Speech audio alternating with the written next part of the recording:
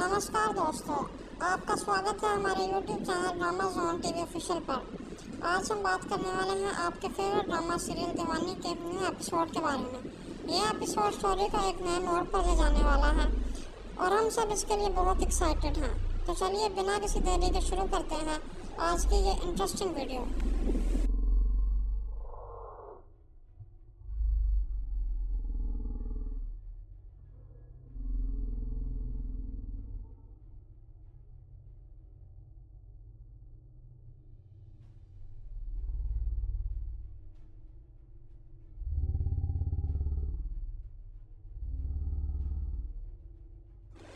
Welcome to drama zone TV official, जहां हम लाते हैं आपके फेवरेट ड्रामा सीरियल्स के इन डेप्थ रिव्यूज और प्रेडिक्शंस। आज हम बात करेंगे ड्रामा दीवानी के एपिसोड नंबर 133 की। आज हम बात करेंगे ड्रामा दीवानी के एपिसोड 133 की, जिसमें हम देख सकते हैं कुछ अनएक्सपेक्टेड ट्विस्ट और इमोशनल मोमेंट्स।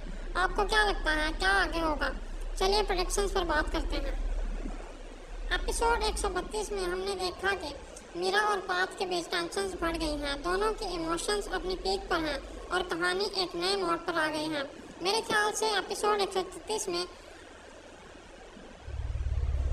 हमें एक मेजर शोडाउन देखने को मिलेगा। हो सकता है कि आर्यन अपनी गलतियों का एहसास करे और कुछ ऐसे फैसले ले जो पूरी कहानी को बदल देंगे। एक और बात जो हमें देखनी होगी वो है आर्यन का प्लान। क्या उनका नेक्स्ट मूव पाथ और मीरा के लिए और ज़्यादा मुश्किलात खड़ी करेगा या फिर उसका असली चेहरा सबके सामने आएगा? मुझे लगता है कि इस दफ़ा एक अनएक्सेप्टेड चेहरा सामने आ सकता है जो सब कुछ पलट देगा। लेकिन सबसे इंटरेस्टिंग पार्ट होगा मीरा का रिश्ता।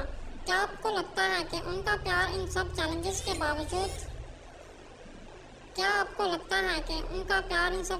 के बावजूद कायम रहेगा या फिर मिसअंडरस्टैंडिंग का यह सिलसिला बढ़ता ही जाएगा?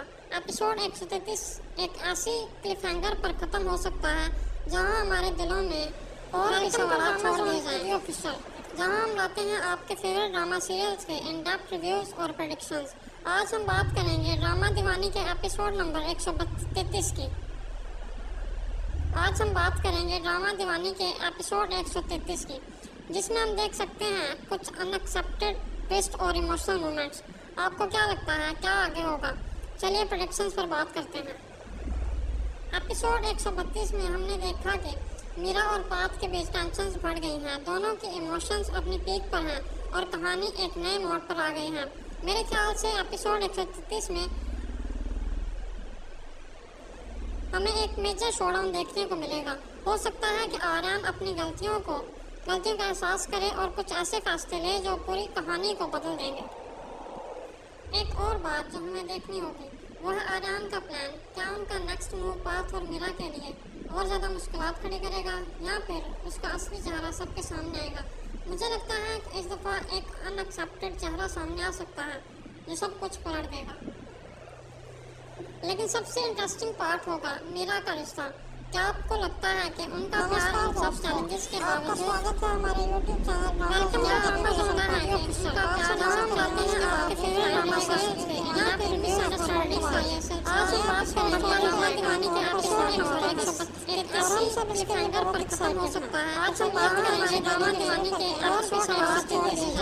जिसमें हम देख सकते हैं कुछ अनएक्सेप्टेड ट्विस्ट और इमोशनल मोमेंट्स।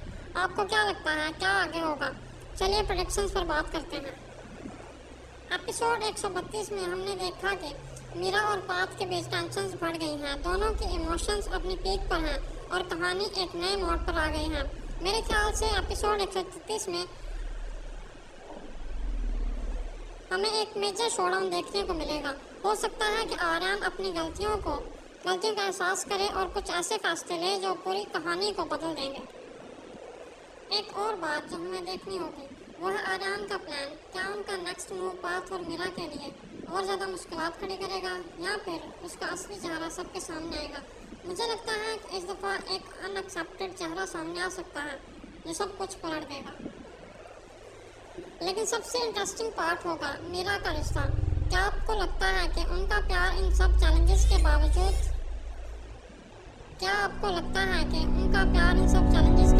कायम रहेगा या फिर मिसअंडरस्टैंडिंग का यह सिलसिला बढ़ता ही जाएगा?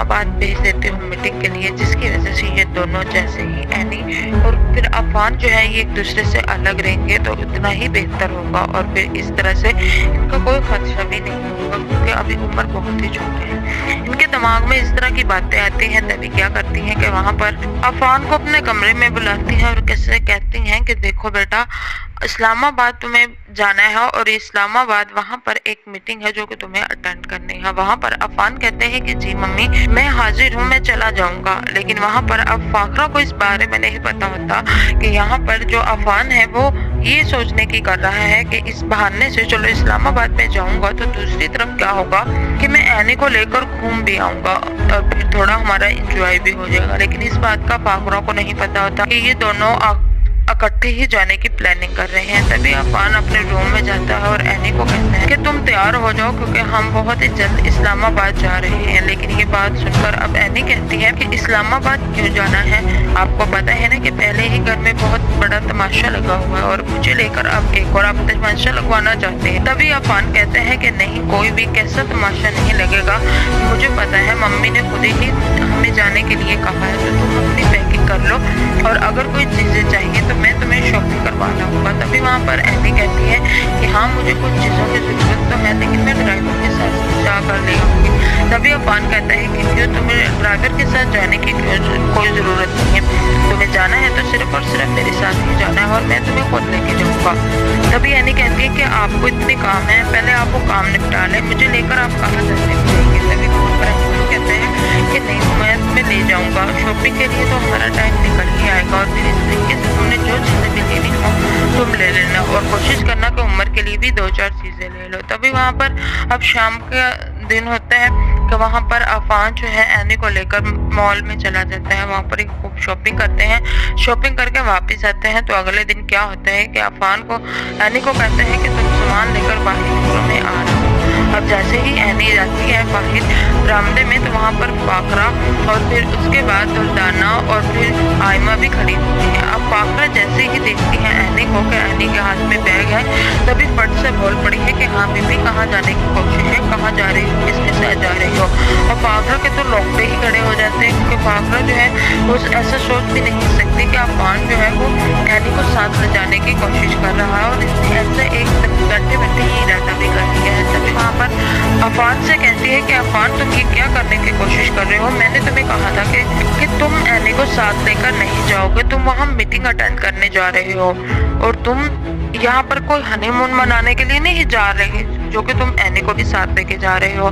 तभी वहाँ पर अफान कहता है कि मुझे पता है अपनी रिस्पॉन्सिबिलिटी का मोम, आपको बिल्कुल भी फिक्र करने की जरूरत नहीं है, आपको पहले भी पता है कि मैं अपना काम जो कहता हूँ मैं वो पूरा करता हूँ। तभी वहाँ पर अब फाखरा कहती है कि दिल ही दिल में कि ये क्या हो रहा है लड़के को, आखिर ये क्यों मेरी बात सुनने को तैयार नहीं है। तभी वहाँ पर फाखरा कहती है कि देखो अफान बेटा, एनी का बहुत नुकसान होगा क्योंकि इसने यूनिवर्सिटी भी जाना होता है पढ़ाई के लिए, तो वहाँ इसकी बहुत सी लॉस हो जाएगा और फिर इसका फाइनल सेमेस्टर चल रहा है। तभी वहाँ पर अफान कहता है कि आपको इसकी फिक्र करने की जरूरत नहीं है क्योंकि मैंने यूनिवर्सिटी में भी बात कर ली है और मैंने नोट्स वगैरह भी ले ली है, जिसकी वजह से अब आपको जरा भी स्ट्रेस लेने की जरूरत नहीं है। तभी वहाँ पर फाखरा कहती है कि ठीक है, लेकिन तुम इसको साथ नहीं लेके जा सकते क्योंकि वहाँ पर मीटिंग्स बहुत ज्यादा इंपॉर्टेंट है, तो तुम इसको लेकर कहाँ ले जाते फिरोगे। लेकिन अफान अपनी जिद का पक्का होता है। अब इसकी तमाम चालें जो है वो कमजोर पड़ जाती हैं फाखरा की और फाखरा कुछ भी नहीं बोल पाती। तभी वहां पर अफान कहता है कि आप बेफिक्र रहिए, मैं अपने काम अच्छे तरीके से करना चाहता हूँ और आप इस चीज की फिक्र मत करें, मैं हैंडल कर लूंगा, सब एनी को साथ ही जाने दें। तभी वहाँ पर फाखरा कहती है कि अच्छा ठीक है। उसकी जिद के सामने से घुटने टेकने ही पड़ते हैं क्योंकि फाखरा की ये सोच थी कि अगर यहाँ पर एनी रहती है तो मैं एनी को इससे उम्र छीन कर इसे घर से बेदखल कर दूंगी और फिर अफान को कोई भी कहानी बनाकर सुना दूंगी, जिसकी वजह से अफान जो है वो बहुत ही ज्यादा बदतर हो जाएगा एनी से। लेकिन ऐसा होता नहीं है क्योंकि अफान तो अपनी माँ से भी ज्यादा तेज निकलता है और फिर दिल ही दिल में क्या करता है कि ये इरादा कर लेता है कि वो एनी को साथ ही लेके जाएगा। तभी वो एनी को कहता है कि एनी तुम जल्दी से पैकिंग करो और वहाँ पर एनी को लेकर साथ चला जाता है। अब जैसे ही वो बाहर निकलते हैं तो दुल्हना कहती है कि देखा बाजी, मैं तो आपको क्या समझा रही थी और आपने कैसे क्या किया। और तभी वहाँ पर कहती है वहाँ पर फाखरा कि तुमने बहुत गलत किया, ये सारा कुछ तुम्हारी वजह से ही हुआ है। अगर तुम मुझे इतनी बातें ना सुनाती तो कभी भी मेरा दिल उस तरफ माइल ना होता। तुमने मुझे इतनी ज्यादा बातें सुनाई, इसी वजह से मुझे गुस्सा आया और फिर मैंने फैसला किया कि मैं अफान को वहाँ इस्लामाबाद मीटिंग के लिए भेज देती हूँ। इस तरह से एनी जो है वो इससे दूर रहेगी और फिर मैं एनी को घर से बाहर निकाल लूंगी। अब कहती है सारा कुछ तुम्हारी वजह से हुआ है, अगर तुम मुझे उस दिन बातें ना सुनाती तो आज ये दिन देखना ना पड़ता। तभी दुर्दाना कहती है कि अब तो बहुत ही डरने की बात है, क्योंकि एनी साथ जा रही है, ऐसा ना हो कि उम्र बहुत ही छोटा है कि कहीं एनी जो है वो फिर से प्रेगनेंट हो जाए। तो तभी वहाँ पर फाखरा कहती है कि हाँ मुझे भी इसी बात की टेंशन है, मैं तो इन दोनों को अलग करने की कोशिश कर रही थी, लेकिन अफवान तो दे सकती है और वो किसी की भी बात ना, वो एक बात को पकड़ लो, वो बात नहीं रहती है। तभी दुर्दाना कहती है कि चले कोई बात नहीं और वापस आएंगे तभी आप खुशखबरी का इंतजार कीजिए। अब फाखरा कहती है कि मेरा दिमाग खराब मत करो, यहाँ से दफा हो जाओ, सिर्फ तुम्हारी वजह से ही मुझे ऐसा करना पड़ा है और आज मुझे ये दिन देखना पड़ रहा है, चली जाओ यहाँ से। अब दुर्दाना अपने कमरे में चली जाती है। आयमा और दुर्दाना के तो मुंह ही लटक जाते हैं। दुर्दाना जो है उसे तो बड़ा ही गुस्सा आता है कि अफवान जो है उसे लेकर चला गया है अपने साथ। तभी आकर आयमा को कहती है कि देखा आयमा, हमने क्या सोचा था और आगे क्या ही क्या हो रहा है। ये बाजी जिसका अपने सिर्फ स्टेटस की ही पड़ी होती है और इसे अपना स्टेटस करती रहती है, लेकिन देखिए औलाद के सामने तो इनका कोई स्टेटस भी नहीं चलता। तभी आयमा कहती है कि अफवान बहुत गलत कर रहा है, मेरे ही सामने वो एनी का हाथ पकड़ के एनी को ही इम्पोर्टेंस दे रहा है, वो दुनिया की सारी चीजें एनी के कदमों में लाकर रख देने वाला है।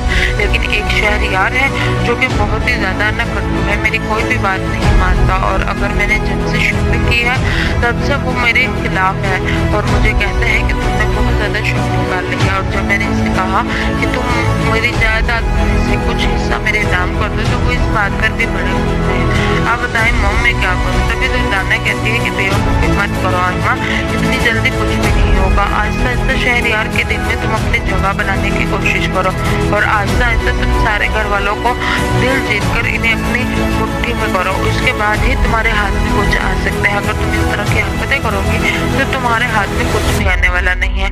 तभी वहाँ पर अब आयमा कहती है कि आप ही बताएं मैं क्या करूँ, आखिर मुझे ऐसा क्या करना चाहिए कि इन सबको मैं अपने हाथ में कर लूँ। तभी दुर्दाना कहती है कि तुम शहरयार के दिल में आए दिन ऐसा पैदा करो कि तुम उससे बहुत ज्यादा मोहब्बत करती हो। आयमा कहती है अब मैं और कितनी कोशिश करूँ, मेरी बस होती है, अब मुझसे नहीं कुछ होता। तभी वहाँ पर दुर्दाना कहती है कि बेवकूफ़ी मत करो और जो जैसा मैं कह रही हूँ वैसा नहीं करो। अगर तुम मेरे कहे हुए अमल करोगी बातों पर तो तुम बहुत जल्द अपना घर बना पाओगे, अगर तुम मेरी बातों पर अमल नहीं करोगी तो बहुत ज्यादा धक्के खाओगी। तभी वहाँ पर कहती है कि ठीक है। आयमा कहती है अब मैं ऐसा ही करूंगी, मैं बहुत जल्द शहरयार